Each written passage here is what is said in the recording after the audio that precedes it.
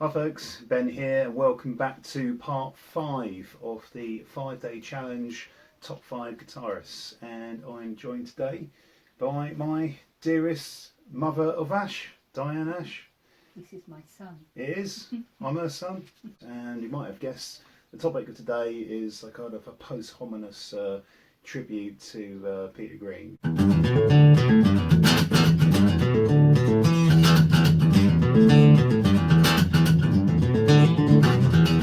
Me as a developing guitar player, I cited him as a very, very important influence, maybe inadvertently and so forth over the years. I think it was most likely my fault. It was always your fault. Because I remember you had a compilation tape of Fleetwood Mac stuff. Absolutely. Only the early stuff though. Why particularly the Peter Green stuff? He was a blues master.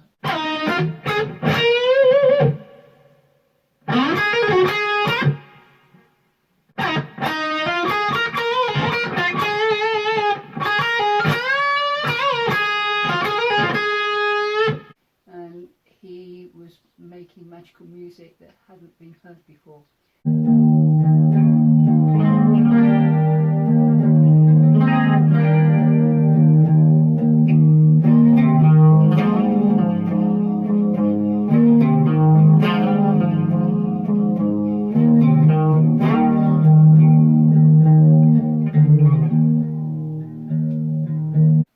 Absolutely wonderful. As a teenager, growing up in an era where music was changing so radically and so quickly, and he grew and grew. He went a bit sideways towards the end of Fleetwood Mac and disappeared for a while. But as you can see from this poster, he did come back and he played again with John Mayel, who was one of his first cohorts in music. Along with Eric Clapton and lots of other very, very famous people went through that man's band. And yeah, Pete was one of my heroes, so I'll pass you back to Ben. Okay. And it was in the John Mayall's blues band, wasn't it, where Peter Green started? I think so, yeah. He might have been in smaller bands before, but John Mayall used to have so many very young guitarists come into his field of music and play. They used to play quite locally here on a very regular basis, and the guitarists within the group used to change as much as his underpants, I think. So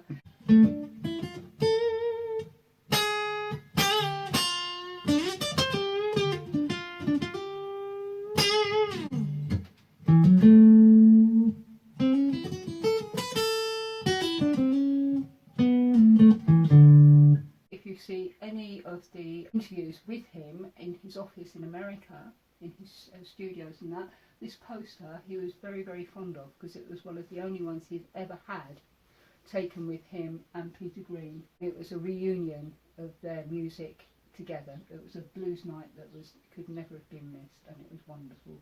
Is that That's autographs, my dear. That's John Mayall, yeah? Okay, I thought there was a B there, okay. No. And what do we have here? That's Peter Green. We have Peter Green's autograph. My mum managed to get Peter Green's autograph here. No, I had a long conversation with both of them after the gig while they were putting away. They put away all their own stuff back onto the fans outside.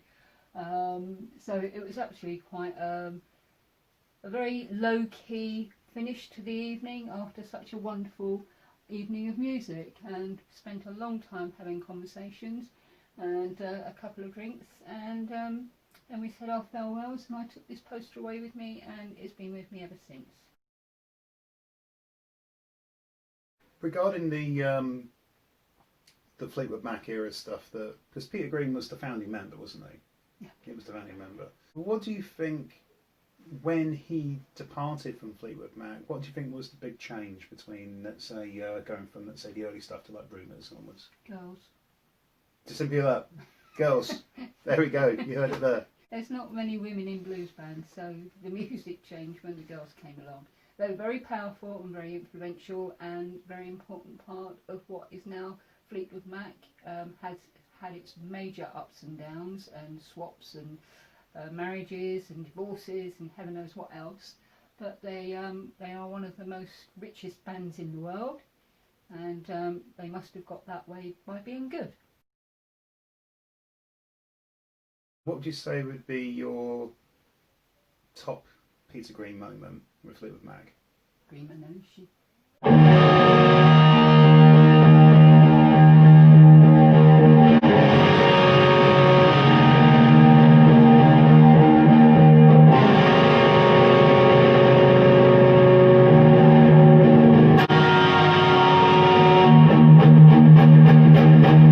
Is there any particular reason for that one? It's my favourite.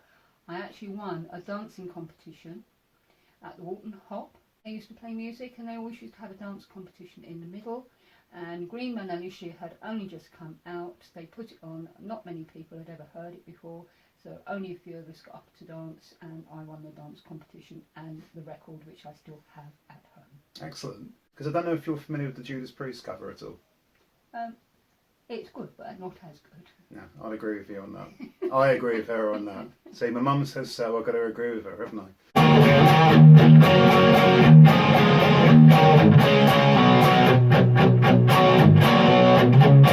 There's a certain mystique about the Green benash, the original. It's so ominous, and it really reminds me of like hearing the title track from Black Sabbath on their debut album. It's got that same kind of vibe, and I think it's one of those songs that kind of geared to where heavy metal was going to become heavy metal to what we know it today.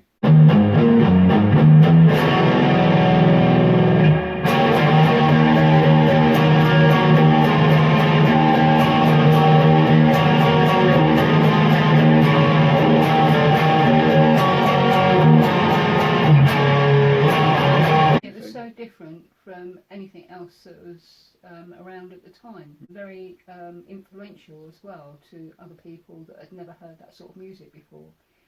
It was an era with Hendrix and lots of people like that, Sabbath, all those sort of people that are making very, very new sounds, and a lot of people didn't like it, but the few that did sort of grew up with it and have passed it on to their children.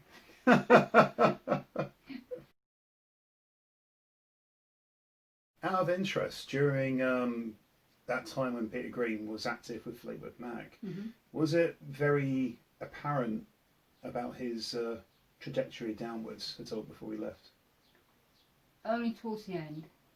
Only towards the end, when they started travelling abroad, and I think they mixed with different types of social people, and the influences they came across, which I think happens in an awful lot of big bands, they become sort of reliant on alcohol and drugs and things that they would not normally do if they were just at home with their mates.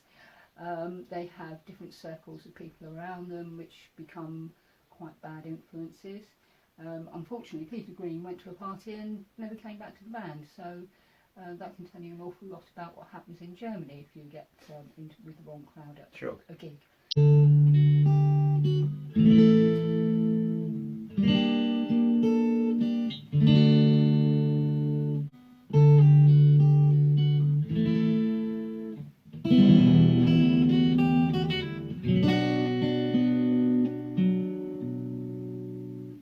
He grew his fingernails extremely long on purpose after the experience in Germany, so he could never play the guitar again. That was his goal, and they used to go curly-whirly round. He lived in Richmond. He lived in a council flat in Richmond for a very long time, and he refused to play the guitar because it just got him into trouble.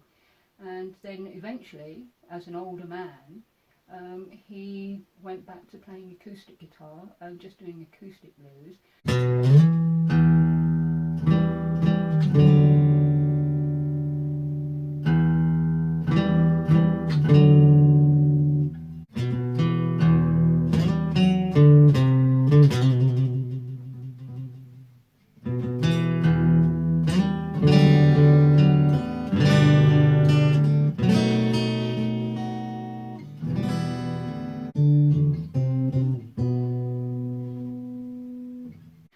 got in with a lot of other nice people that liked what he was doing, and he formed the Splinter Group, which in themselves became quite important as well, but as older people with far more intelligence than he had before. Do you feel there might be a life lesson to be kind of learned of looking at the document of kind of what was left with Peter Green's career? I think any musician that is worthy of what he does and what he gives to other people through his music must not let the experience of fame, fortune and loads of money, women and drugs and all that sort of thing take over. Just keep absolutely on a straight line to what makes your life purposeful, and if that's music or anything else you do, drama, it doesn't really matter. Even if you just write a poem or something like that, if that's what you really want to do, don't get influenced to go in a different direction which will take you down a dark alley. Fantastic advice, that's really well put. Listen to the music, that's what makes it the Listen power. to the music, that's the important thing.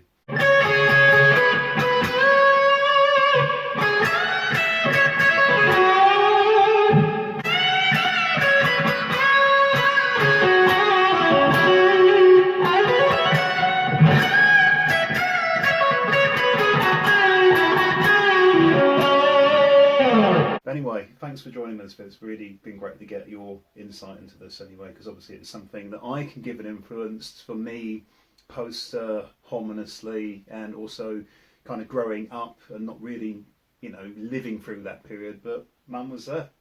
It was wonderful. Anyway, I hope you've enjoyed the series. It's been a lot of fun to kind of put a top 5 together. Not been an easy one because, once again, my music tastes vary quite a lot. But having my mum's insight into this has been, absolutely vital into my choices, because a lot of the choices I picked were because of her. Because of stuff that she would have played in the car, and I would pick up on myself. So I've got an awful lot to thank to Mum. And as always say, keep rocking, stay inspired, be safe, never be afraid, subscribe to more videos up here.